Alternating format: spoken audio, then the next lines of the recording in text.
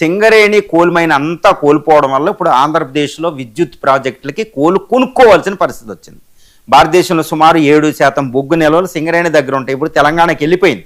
ఆంధ్రప్రదేశ్కి ఎటువంటి లేవు ఇప్పుడు ఉన్న ఆంధ్రప్రదేశ్కి. కాబట్టి ఇప్పుడు ఒక పెద్ద న్యూస్ అనమాట. అదేంటి, రీసెంట్గా భారత ప్రభుత్వం కోల్ మైన్స్ కోల్ బ్లాక్ల ఆక్షన్ విధిస్తే ఈ ఆక్షన్లో ఈ రిలయన్స్ అదేవిధంగా యాక్సిస్ ఎనర్జీలు ఒక బ్లాక్ని అవి రిజర్వ్ చేసుకున్నాయి.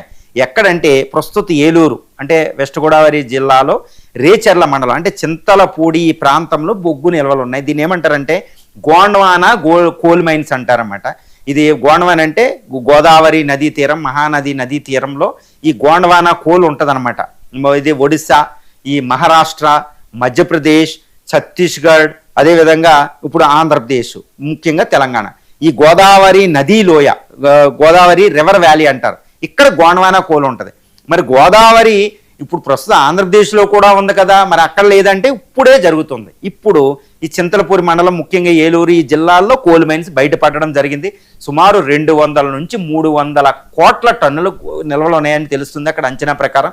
ఇండియన్ జియోలాజికల్ సర్వే వీటి అంచనా ప్రకారం ఈ 200-300 కోట్ల టన్నులు వచ్చే 60 సంవత్సరాలకే ప్రతి సంవత్సరం 8,000 నుంచి 10,000 మెగావాట్ల విద్యుత్ సరఫరాకి సరిపోతుందన్నమాట. అంటే మనం కోల్ దిగుమతి చేసుకోవాల్సిన అవసరం లేదు, కొనవలసిన అవసరం లేదు. చీప్గా మనం థర్మల్ పవర్